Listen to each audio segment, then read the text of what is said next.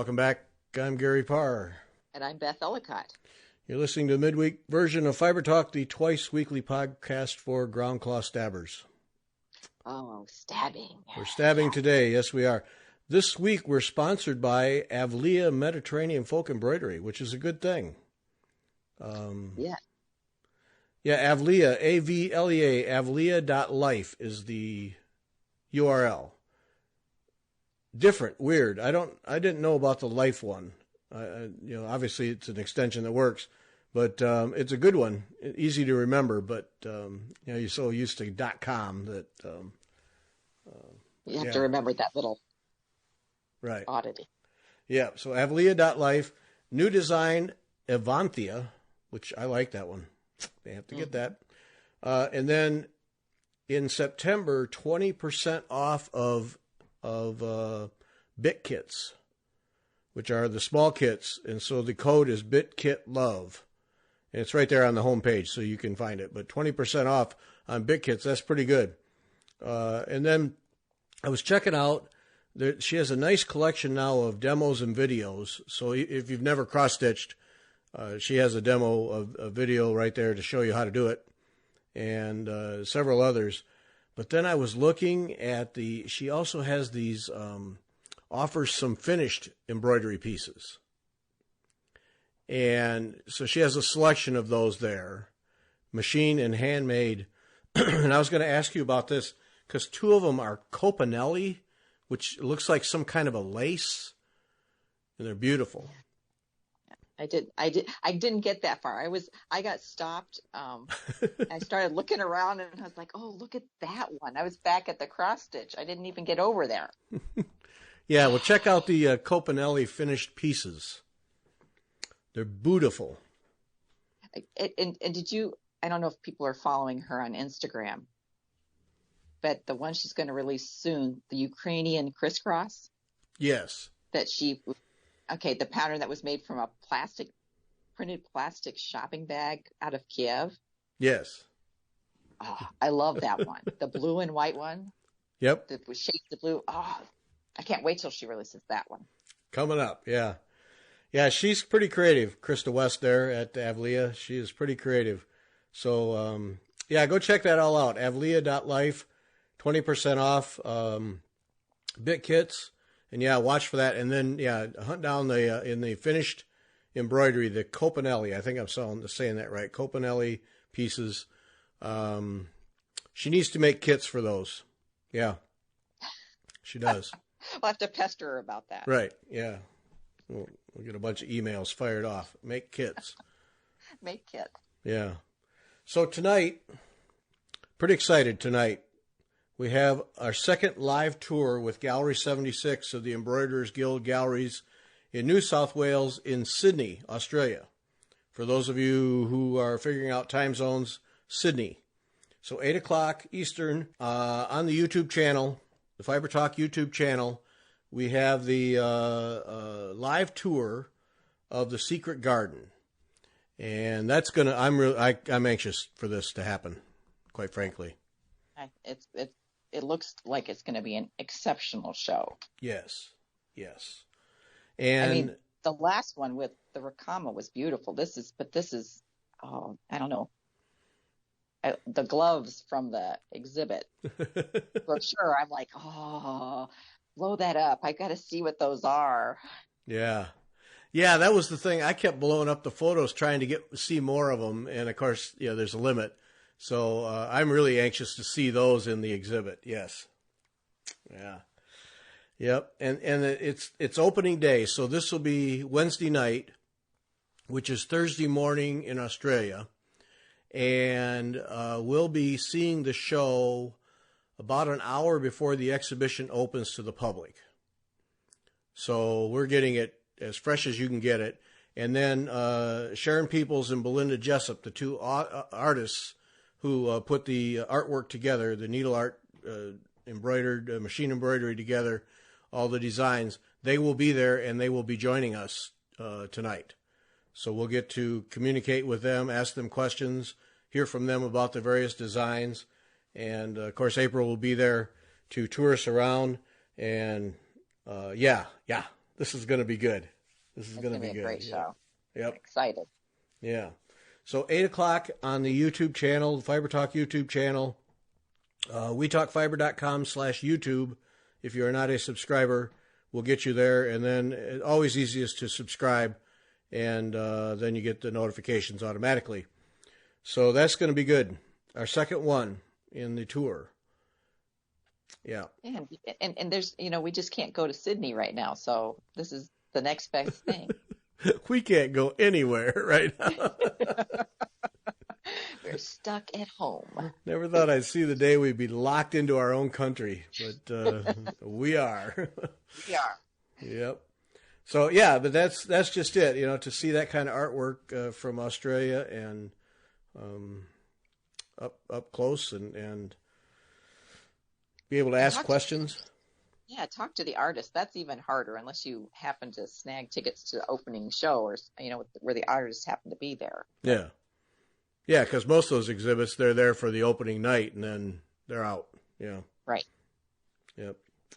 So that's going to be good. So 8 o'clock, pass the word to others and join us.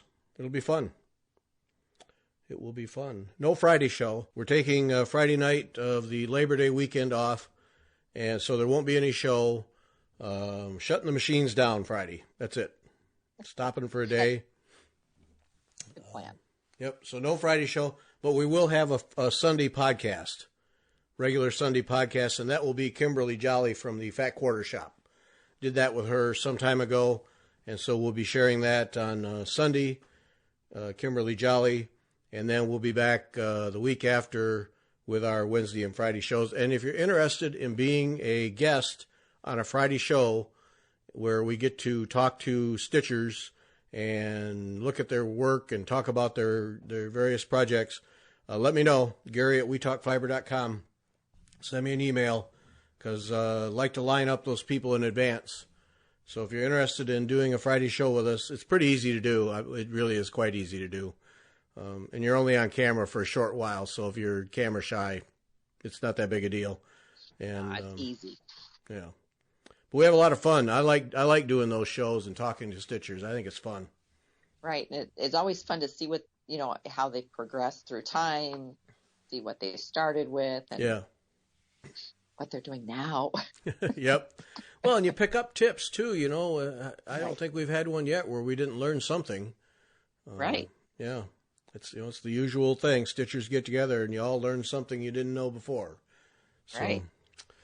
Yep. So if you're interested, because it was last Friday that we had Cheryl on, and we learned about dyeing and art quilt work, and I learned all kinds of things. Eco printing and that the eco printing is interesting, and using natural dyes fascinates me. Just the chemistry part of it, but the ice dyeing is the one that keeps that's amazing. It is. And I really think, well, see, Cheryl and I might just have to get together and buy different kinds of ice and see which one and do a controlled where we use the same dye color and the same folds, because that makes a difference, and then different ice cubes and show you what it looks like, because it does make a difference. It would be nice if we had snow, but I'll wait for that for quite a while. Quite a while. Well, that was the thing when we were talking to her about ice dyeing, and then I started going in my mind. I just started going through all the various forms of frozen water, and like you said, then a controlled thing. What happens with each one? So if you take snow, or slushy ice, or crushed ice, or cubes, what happens? And right, yeah, that's a cool process. It really is. It is. Yeah. It's tons of fun. It is, and it's a surprise. You kind of you have an idea about what will happen when you open up your fabric. Yeah. But you're never exactly sure. Yeah. Because it intrigued me the way that, it only makes sense because you can do it with pen ink, separate all the colors out, just take a felt pen, put a dot on the cloth and put some water on it and put it on a slant, and you'll see the colors separate. And that happens with ice dyeing. And yeah, you get some pretty bizarre stuff.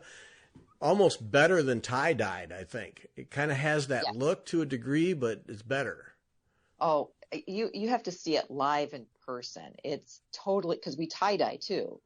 Uh-huh. Um, totally different look. Oh. It's the ice crystals do something, and it fragments it out. I'm using my hands, so you can't really see it, but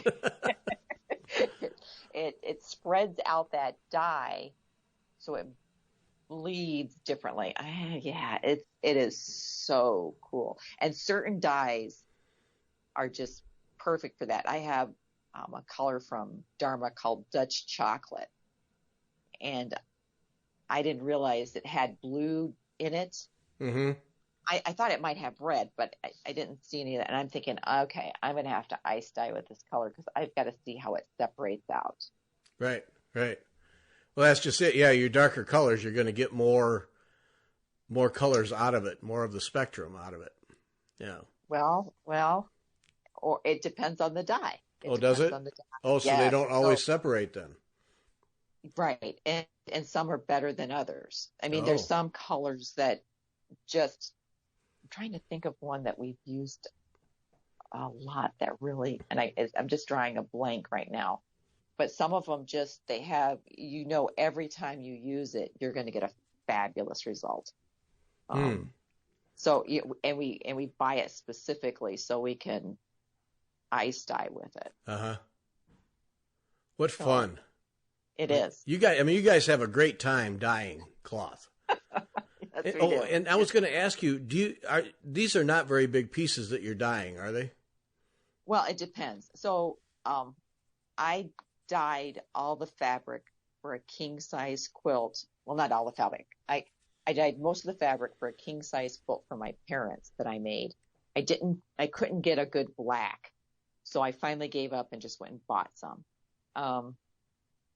So for that, I dyed yards and yards of fabric. I laid it out in my backyard.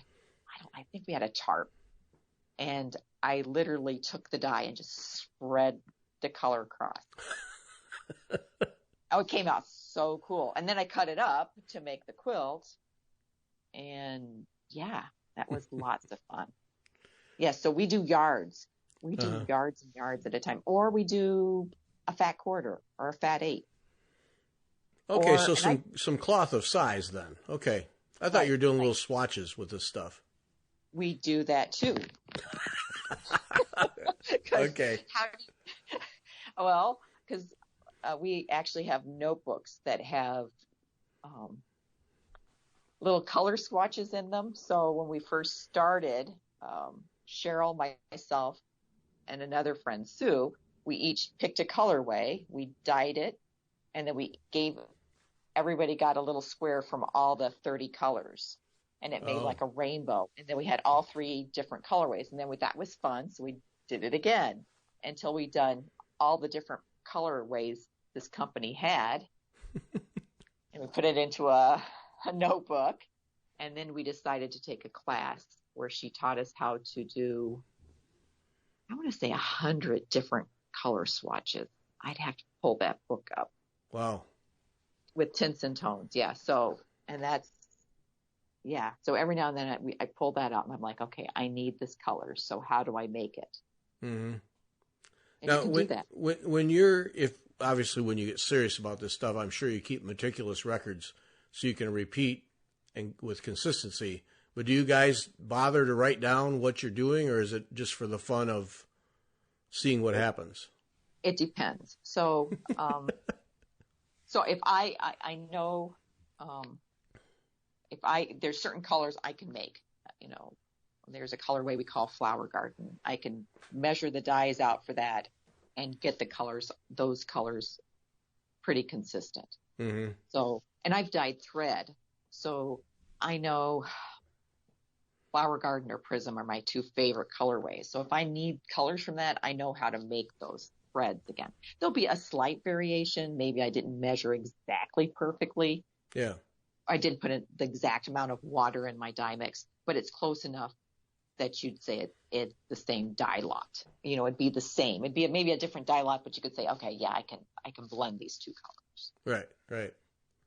Now, So when yeah, is thread different? the Or dyeing fabric. yeah, Yes. If you just dump a skein of floss into your dye, it'll dye. It will take the dye, but the problem is rinsing it. Whereas I throw my fabric after I've rinsed it into the washing machine. You can't do that with floss. yeah. So we use DMC's floss bows. We stick it on those in Oh, a pipette in a bag, so you can make I'm doing it with my hand again. You can't see me. I'm patting it down. I'm massaging the dye through the fibers. But yeah, yeah. I can't see that. can't see that, right? And pearl cotton. That's the other I've done. And then Cheryl has done. Someone gave me Swedish linen thread, Mm. and she's a weaver, and she's Swedish. And I said, "Oh, you need this, Cheryl." And she hated the colors, so of course she threw them in a dye bath. And linen thread, she said, "Oh, Beth, it dyed beautifully." Mm. Mm. So, which I should have figured, because Yeah. linen is a natural fiber Right. plant, so It should. it Yeah. it should take the dye just like cotton does. Yeah. Now, when you get DMC, say I'm going to dye some DMC, you just buy the white, just regular white. Sometimes, I ran across something I had dyed, and I was looking at it because it's a purple, but it looks really gray. And then I remembered I had some very, very light gray floss that I bought, and I dyed it with a kind of grayish purple. And so and it's a really pretty variegation, but you already have that base. So if I had just dyed it with the purple, you might have had little white at the ends of where it wraps around the floss, Uh-huh. DMC floss thing. But with the gray there, it just kind of variegates really nice through there. So okay. a gray base, a pink base even, a really, really light or a light blue. But then you have to think of color theory. So if you have a blue, let's see, you can do a red, you can do a yellow. But if you don't want to make up maybe an ugly brown. Yeah. If you add too many colors, you're going to get brown. So yes, it's a lot of fun. It's very addicting. And normally when I dye, if we're doing a lot of it, if I'm going to do something where we get together, and I will make sure I have floss ready to go, because inevitably I'm like, I need this color in floss. I need to make sure I dye some threads, because I'm going to want them when I get to making a project out of this stuff. Yeah. Yeah. Well, when you all right, I thought you just always used white DMC, but that's a finished thread. So do you have to do something to it so it will take the dye better? Soda ash. You dump it in soda ash. Okay, so that does it. That takes the. It does it. It takes some of the finish off, and so that's why I massage it in.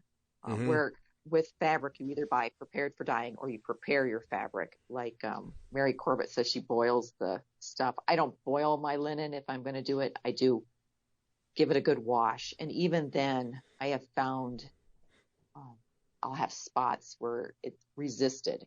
The dye is resisted wherever it hasn't come all the way off. So I do try to wash it at least once in hot water. If it's a linen like that, I know it shrinks it, but what else can you do? Right.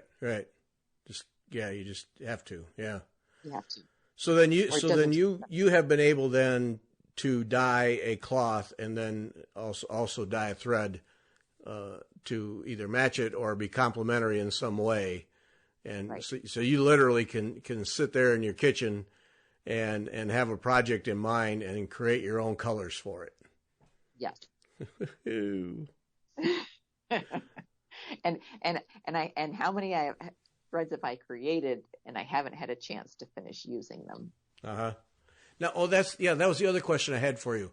Of course, dyeing not anywhere on our list of things to talk about today, but oh well.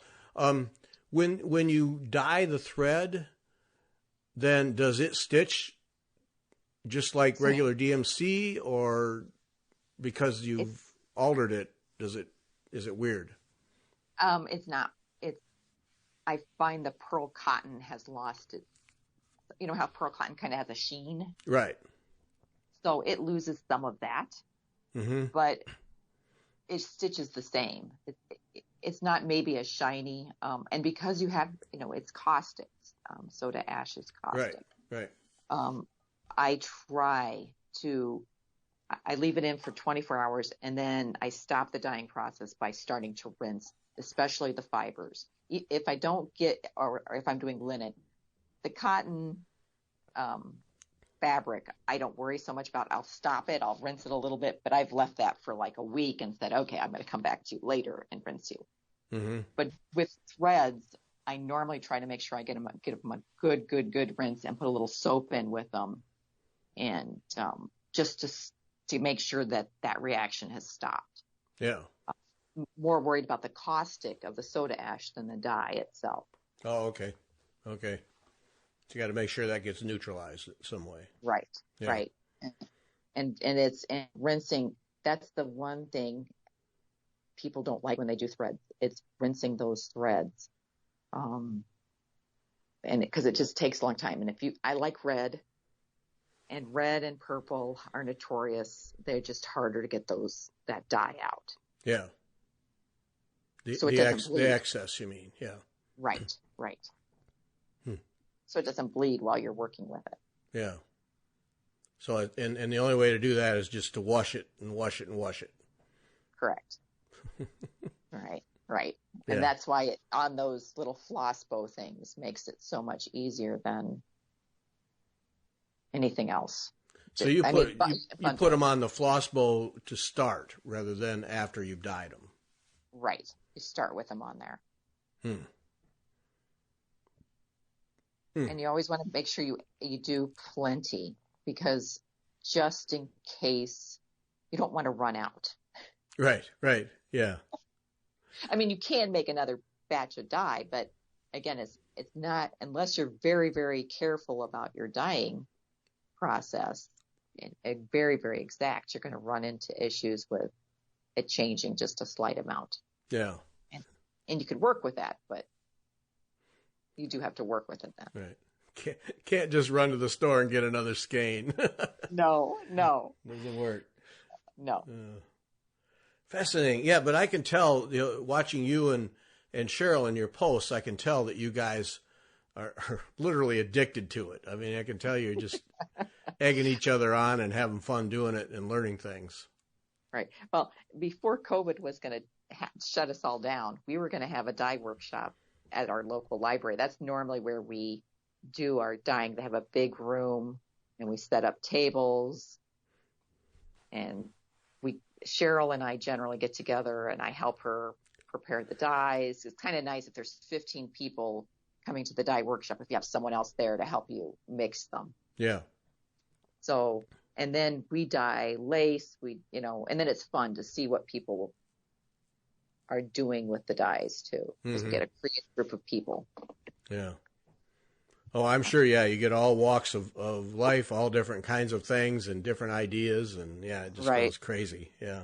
Yes. And it's always fun. Always fun. It's one thing about this hobby.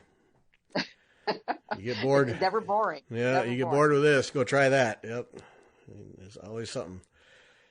All right, we'll learn more. We got you in the works to do a live show one night too. So more dyeing to come. More dyeing to come. Yeah. So Royal Garden. Okay, we did last Wednesday. You showed how to stitch the Amadeus. Is that what I did? Yes, you did. Yes. Okay. And so I have to connect that video with the group of videos that's on the Fiber Talk page for those who are doing it. Have not done that because I just forgot till just now. So I'll be doing that.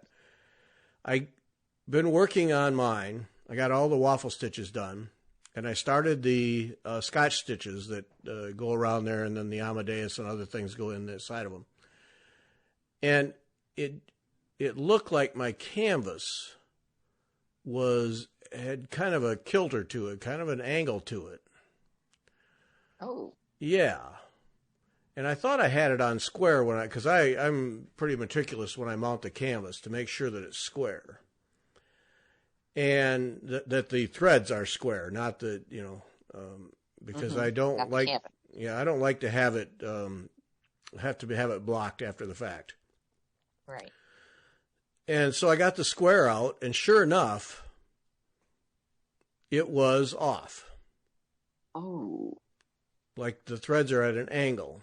So I spent last night just about the entire evening I took it off of the frame and trying to get it straightened out. Trying to tack it back down and pull it. Right. Mm-hmm. So it would be squared up. And I got it better. It's better, but it's not perfectly square. And I don't know, canvas, if it's not square when you start, you just kind of move it. But it would be like the horizontal, I'd put it on there and it was just weird. It wouldn't straighten up. So. Well, and here's my question. So it's not your bars, right? No, I checked those. They're dead squared, right on.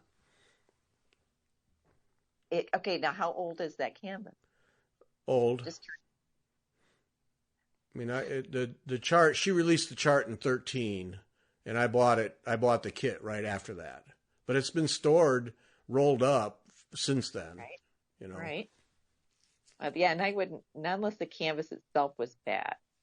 Yeah. But that'd be weird. I mean, I just can't imagine that. I'm looking at mine and I'm like, yeah, no, that is strange. Yeah. That it's not square. Right. And it's the horizontal, whether it's the warp or the weft, I don't know because I just have it mounted on there. But if I put the square on horizontal, I can't, it's the vertical that won't line up. And, I jerked and pulled on that thing and tacked it down again. And I did improve it. But after 3 hours, it was like, all right, enough. It's close enough. It's just going to have to be. And I think I can get away with it in general because of the nature of the design. Right. There's so many curves and swerves and open areas that I'm not too worried about it. In the final analysis, but still, right. It was just weird. And even, okay, because you have Evertights or the adjuster frames or whatever. Right. So even when you tighten the little nut thing, it didn't kind of stretch it and make it straight. I tried that. I tried tightening one corner and loosening another corner and I could not get it to behave. Oh man. So. Yeah, see, because mine was kind of had a wave in it, and I put it on and off twice. But but I tightened it, and it just kind of. In fact, I was just feeling mine now, and I think I need to tighten because I've got so much stitching on it. It needs more. It needs to be. Yeah. All the edges need to be tightened. Yeah. Something that I just had a thought. I wonder if I take that off. I don't know if I want to now, because I did. I spent a whole entire evening doing it. I wonder if I take the artist tape off, if that was preventing me from getting it off the edges, Yeah. Mm-hmm. Yeah, because maybe, but it should. Do you have is one side a salvage edge? Yes. Okay. Yes, and I have that on the left. Uh-huh. But I wonder. I don't want to take it off again. No, I know what you mean. It's like, I just want to be done. I want to stitch on this. Right. I may have to suck it up and try that because I did not think of that last night. taking the tape off and see if that gave me enough flexibility, because I don't have to move it maybe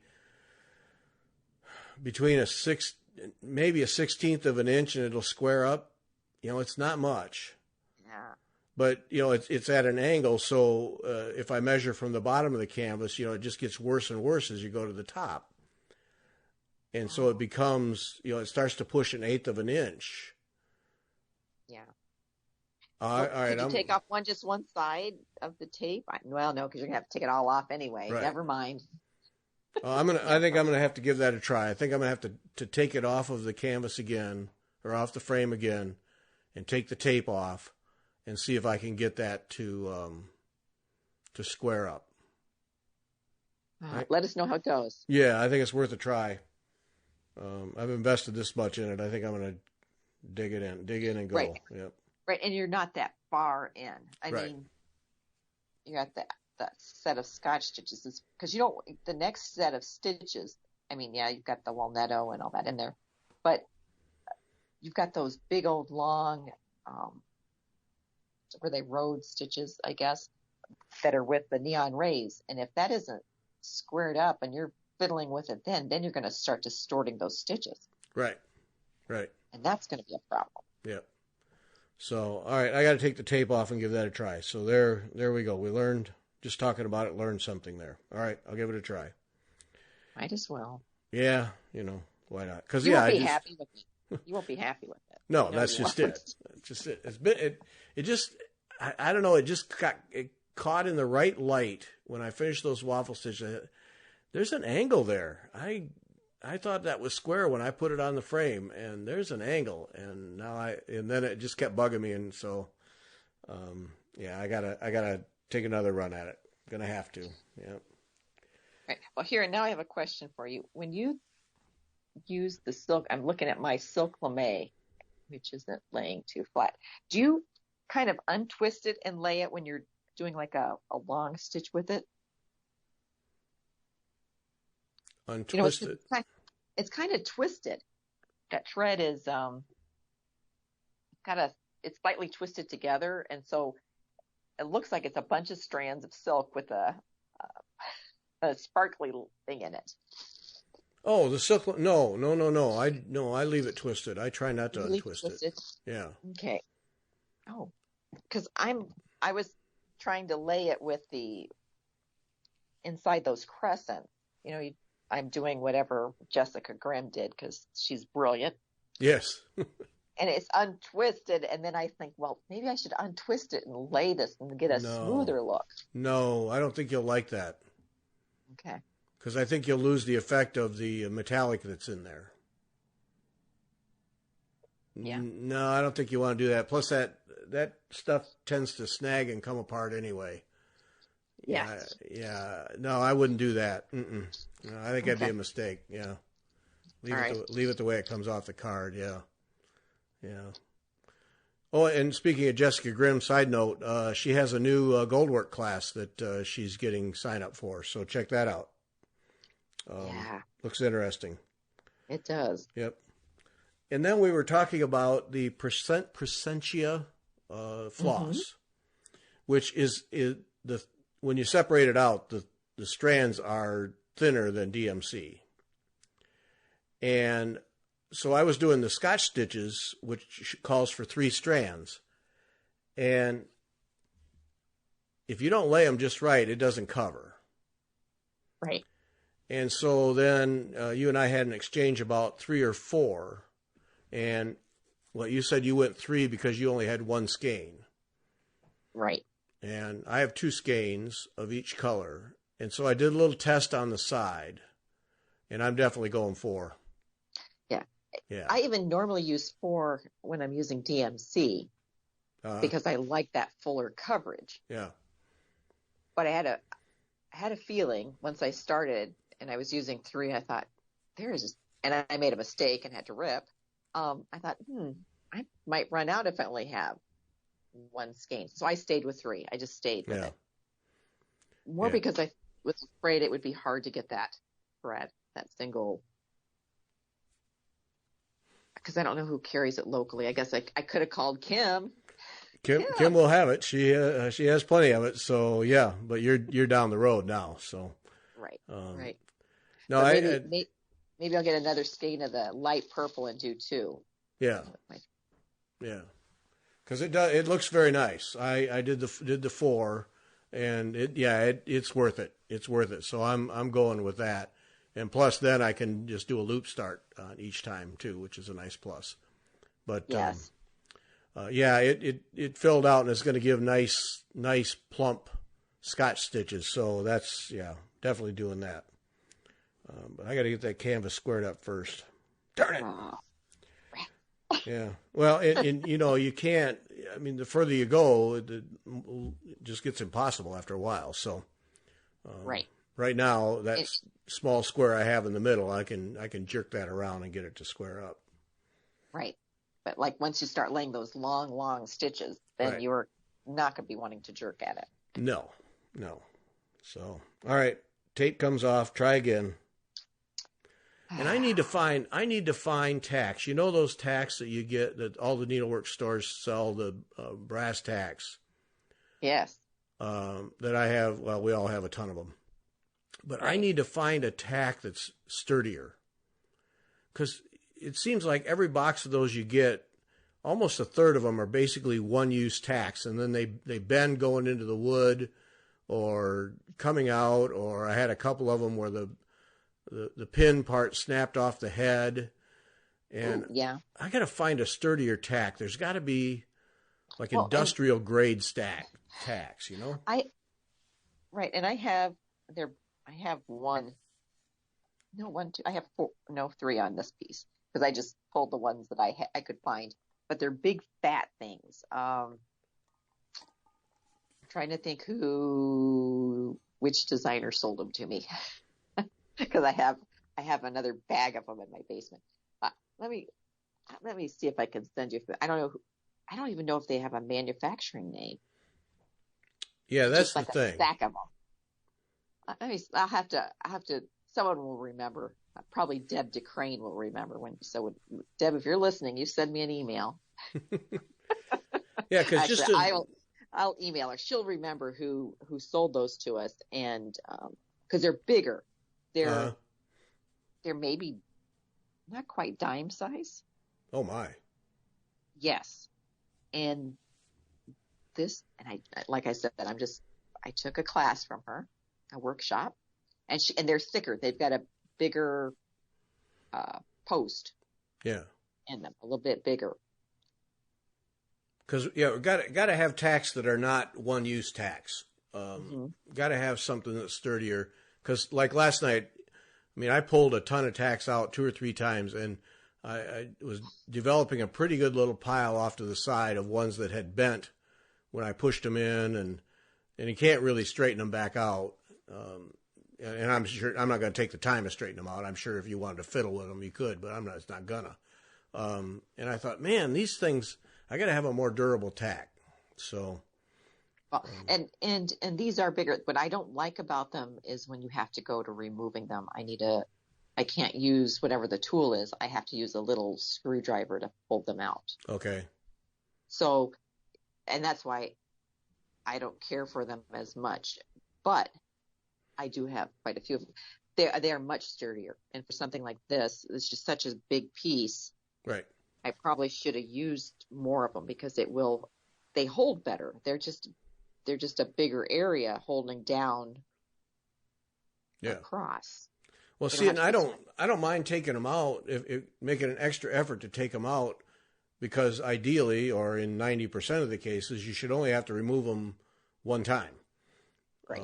So I don't mind that part, but I just feel like when they come out, they should be usable again. And right. These are. So yeah, I'll get back with you on that one. Okay, I'll be curious to know. Yeah. Oh. Yep. So there's my saga. And you're cooking right along on yours, right? Right. I'm at the crescent. Okay. You're flying. Have the weaving underneath, which I found fascinating because most people, like she had the Molnetto and she had the little Jessica in the center. Right. But then we're doing these, well, she has the weaving, but then Jessica said to do the other. But anyway, it just is such a nice effect under there. And it just got me, my little brain a going. I thought, oh, this is so nice. I wonder if you even just had like a neon rays and did a long satin stitch underneath some of these stitches. It would give a different color than your canvas. You're not doing so it's flat. So flat and shiny versus the round Jessica, which is raised and shiny, gives you a different texture. Yeah. And that's what I like about these sort of counted canvas needlepoint pieces is the texture you're getting.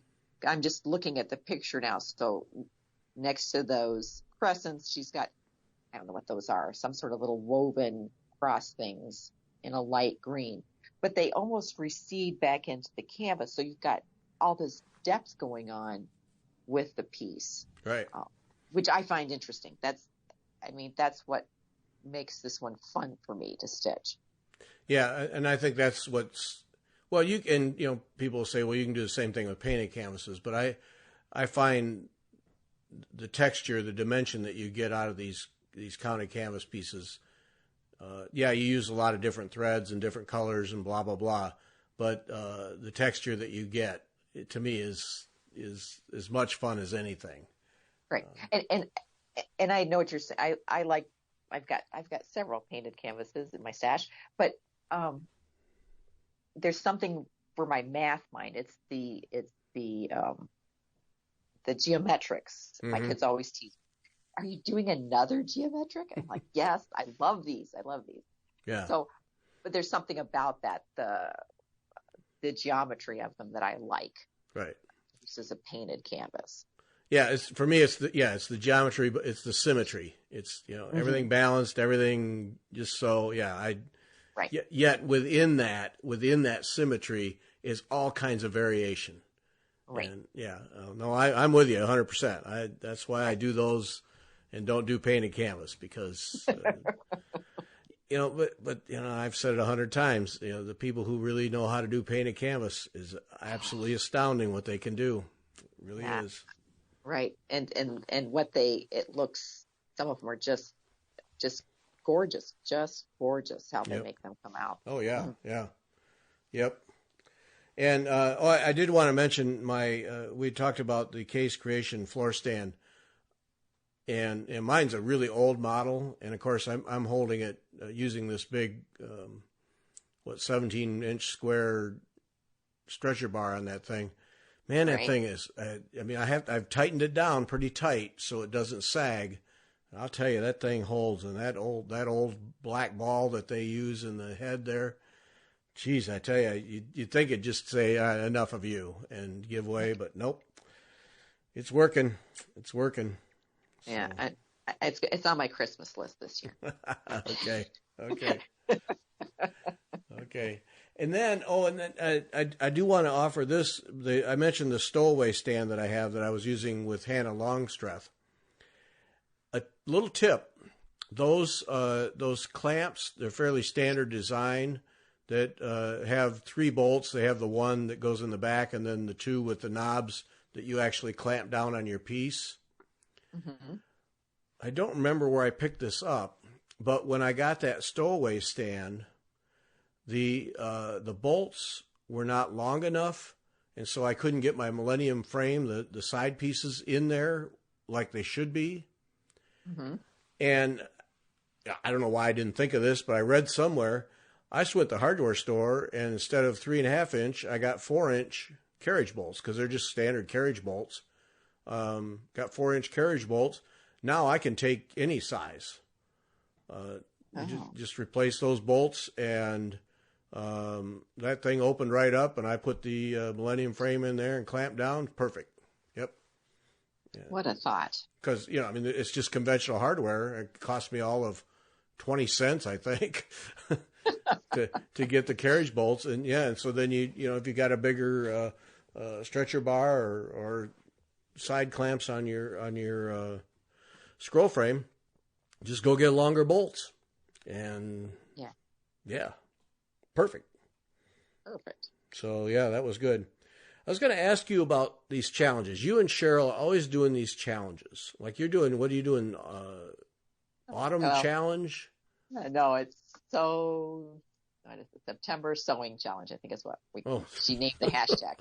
She's like, I have no brain, and that's what we're calling it. And I'm like, okay.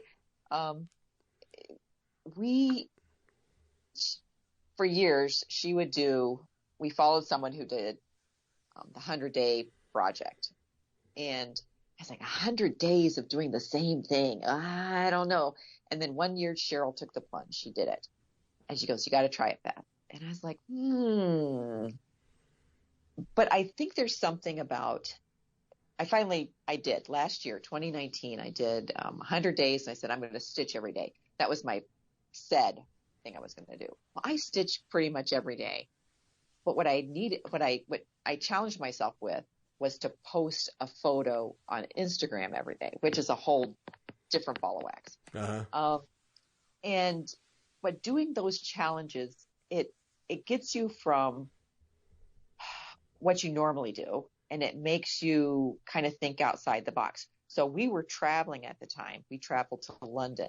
So I had to have whatever project I was working on for 100 days had to be portable, and I had to work on it enough so that you could see when I posted a picture that it looked different than the other day. Right. The last and that was a challenge. That made, and so I had to, and it was just cross stitch. I shouldn't say just cross stitch, but it was, and I only do so much cross stitch. I'm not a fast cross stitcher. Yeah. Yeah. So it took, it was a challenge, and to make it interesting and to do something a little different. So it looked a little different every time I posted. But then Cheryl, with the lockdown, she says, well, I'm going to count down the days until we're out of lockdown. And so she started 100 days. I know there were so many days of lockdown. Well, she soon gave up on that one. So then she called it a monthly challenge. So that, not that she gave up on, she did something every day, but it was, right. She changed the title of it because it was like, we're never going to be out of right. lockdown. Yeah. That was too depressing to think about. So, but I think any of the things when you challenge yourself, and we try to make it broad so that it includes both of us, mm-hmm. but also that you have to narrow it down. If it's too broad, you never finish. You need to be very specific. So like this, I don't sew. I really don't. I mean, I do a little quilting, but I really don't sew. So that was a challenge. But the piece I'm working on, I'm hoping I'll be able to do some hand embroidery on it. Mm-hmm. But I have to get that sewing base on. Yeah. But it helps us it just makes you think differently. If you're always doing the same thing, it's nice to have a challenge to get you out of yourself. So what was last month was a color challenge. So right. we had to post something every day that it intrigued us color wise, whether we were dyeing fabric, whether it was, Cheryl likes to play with her food. So she took a picture of her food, I think, one day and made it a pretty picture. And I took the leaves on the forest floor and I played with that a little bit to get a composition that looked nice in my eye. So it was, you think, okay, now what am I going to post today? That's part of the challenge. And how can I make it interesting, not only to me, but to people who are going to look at it? And that makes you think more outside your box. Okay. They frustrate me. I wondered. Well, the stitch-alongs, monthly stitch-alongs where we're going to get a piece of the puzzle every month, because I don't get to them. And like you guys doing the daily challenge. See, I'll get to the end of the day. Oh, geez, I forgot to do that. And all right, I'll just do it tomorrow. And then for me, it's all right. Now you've already broken the string, and so you can catch up. And then there'll be 2 days, and then I just get frustrated and just say forget it. And like I've started 2 or 3 of these get a chunk of the pattern every month thing. And the end of the month will come along. It's like, oh man, now I'm 2 months behind. And so it'll just be, forget it. Just forget it. And so I don't see I don't find, and maybe that's where I need to change my mental thinking, is I need to make a note and say, make a point to do this every day. Because, I mean, I literally, I'll just get to the end of the day and say, oh, geez, no, never mind. I'll move on. But I can see when you guys do these challenges that you're getting something out of them. They're making you think. They're making you explore something. And, yeah. Well, and so, like, the one I'm working on, I dyed my own fabric for it.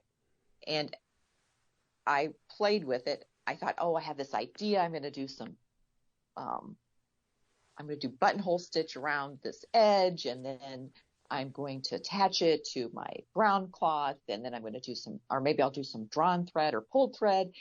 And I started doing that buttonhole stitch around the edge, and I thought, this will take me forever. I will be at the end of September, and that'll have all I've done is one row of buttonhole stitch. And I'm like, no, we've got to find a faster way to do that. So just that one thing I've learned.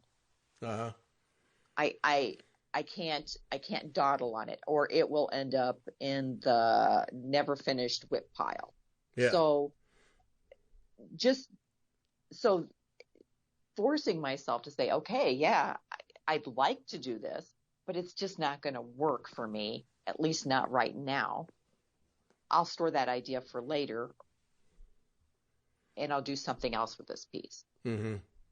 And the other thing is, I've discovered when I'm doing these challenges, is I have to think about what I'm going to post the next day. So you're thinking about it the date, like while you're doing your little chores around, and you think, okay, yeah, what am I going to post tomorrow? What can I think about? What can I make this interesting? Yeah. So you're thinking ahead, but it's better to post, for me at least, to post first thing in the morning. If I wait till the evening, I'm a morning person. So get up, get what I'm going to do, and get that post done. Mm-hmm. And it works better for me. But the idea is to challenge yourself and to learn something. We're doing the Linen and Threads Mystery Stitch Along, the 2021. Right. I'm trying not to get behind. Okay, so I've stayed caught up so far. So, we'll see what happens when November, December hits. I'm like, oh, and I haven't put the initials in, and I'm thinking in the back of my head, you need to start deciding what initials you're going to put in and get those in, because if not, that won't ever get done. Uh-huh.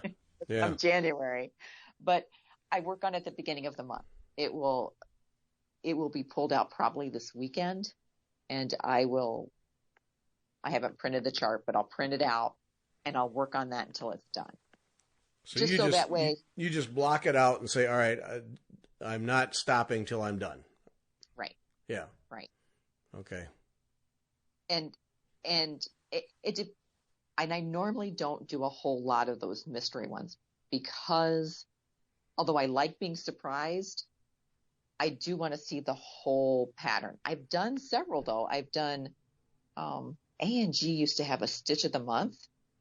Yep. And Sue Reed did one that I did, and then my guild saw it, and I dyed threads for it. I dyed 2 sets of threads, and so I did it a total of 3 times.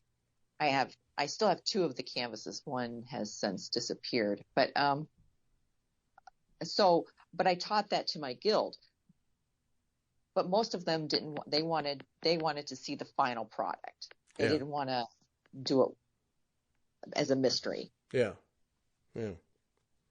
So, but yes, so I think it depends on your personality for those too, because if you don't like being surprised, some of those mysteries don't work. Right. Yeah. Like, what if I don't like how it looks at the end? What if I don't like cats and she puts 1 million cats in this program? Yeah. Well, but like with Brendan, his monthly thing, I started the one last year with the peacock, and actually did finish the peacock in the center. But it was well into the year before I got that done, and I was so far behind that Right. I just forget it. And then of course I think, all right, someday I'll finish that because I liked the design when it was all done. But then I got to the point where I didn't even download the charts. So I got to go back. I really should go back and get all the charts so that someday I can finish it. But and it is a mental thing, and I don't do well with those things. But I see the benefit. Not doing monthly stitch alongs. Those are that's one different thing. But what you guys are doing, where you're challenging yourself with some aspect Right. each month. Yeah. And it can't, and I found, like, from doing the 100-day project, I started one in January, and I was working on my art quilt, and I thought, great, 100 days, I'm going to work on this. But I ran into a problem. I think it was about 30 days in or so. I found my pictures boring. Oh. And once that hit, I did not want to work on it anymore. Uh-huh. It was like, because I felt like, this is not interesting. I don't want to see this. It's the same photo I did yesterday. And I didn't like that. And that bothered me. So again, but I learned, even by quitting, I learned something Right. that, I have to, you have to keep it fresh for myself as much as anybody that I'm going to show it to, but mainly for myself. So I do want to get back to that project, but again, I'll approach it in a different way. Yeah. When I work on it. So that's to me, that's what I like about those challenges, is they make me learn something about myself and my stitching, and they push me forward. I try to make it just challenging enough that I won't quit, but that I learn, because I think that's another problem. People will take on these challenges. It's like running a marathon. People are like, anybody you can run a marathon. I'm like, okay, but they don't do the first steps. You have to be able to run 3 miles before you can run a marathon. And you have to plan out the whole schedule. I don't know how many weeks you give yourself. I can't remember, like 12 weeks, whatever it is. You plan that whole schedule out. And when that long run comes on, we're always on Saturday. You got a 10-mile long run. You go do that 10-mile long run. But you break it down into those small steps so you can get all the way to the end of the marathon. Yeah. And I think that's the same with any of these challenges. And I would even say with our stitching, like when I'm working on like Debbie Rowley's piece, I did one set of crescents and with a little thing in the middle, but now I'm going and putting all those alternating Scotch stitches in first. And I thought about it. I thought, well, do I want to do and I thought, no, the crescents are fun. I'm going to wait and save those for last. That's my dessert. Yep. But I break like this, because this is a big project. So I'm breaking it down mentally. I'm breaking it into sections. So once I get those done, and then I'll go and do the next little step, and then I don't ever read all through all the instructions.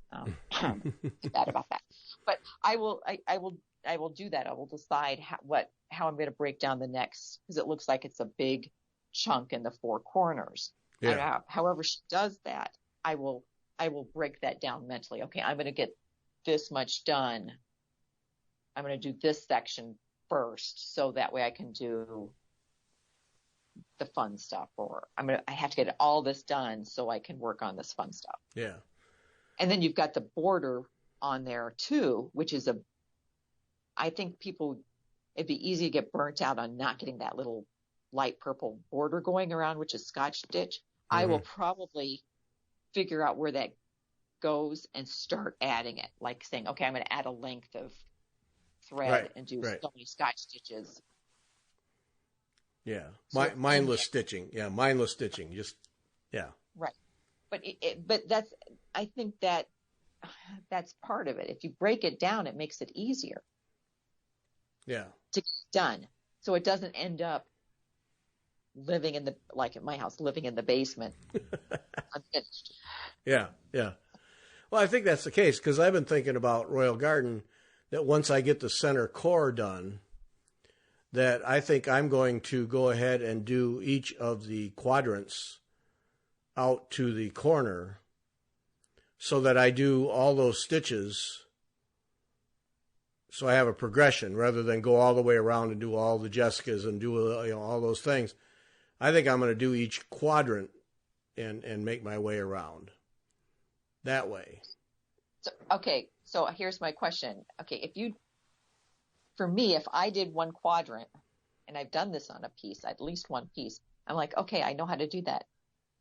And I don't necessarily want to finish the rest of the quadrant. Oh, now see, I wouldn't, no. No, that wouldn't happen. No, I'd keep going, yeah. So you don't get bored with that? No. Because to me, by doing each quadrant, you're getting all kinds of variety.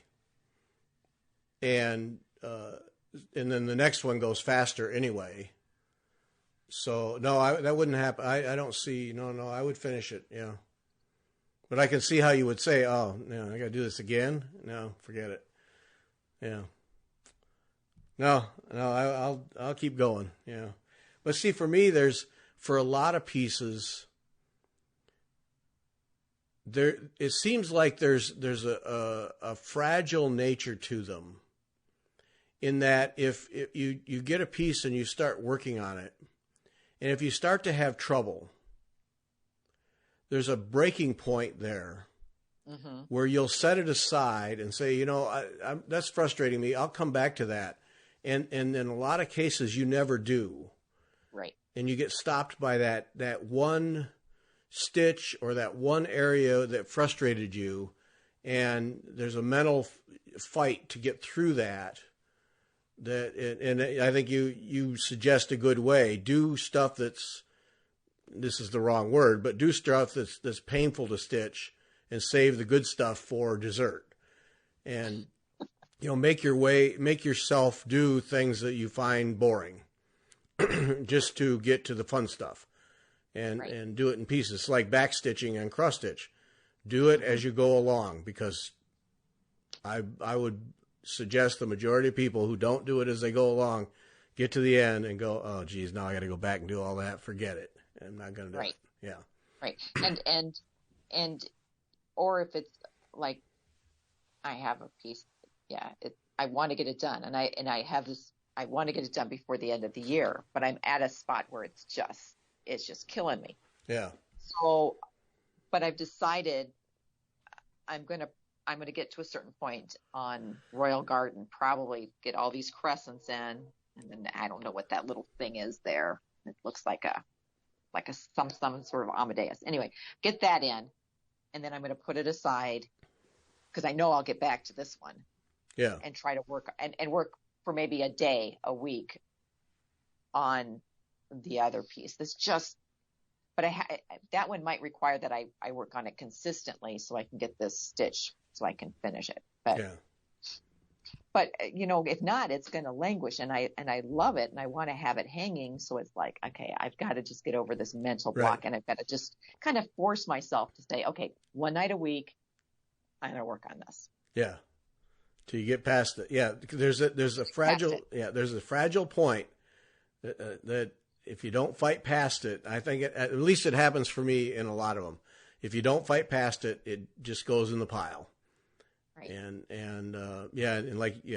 That's a way to do it. Okay, I'm going to force myself to work on this a little bit, and then you'll get to a point where then you see the end, or you see, all right, okay, that's over with. I don't have to do that anymore, and off you go. And then I think you get renewed energy and you charge right to the end. Yeah.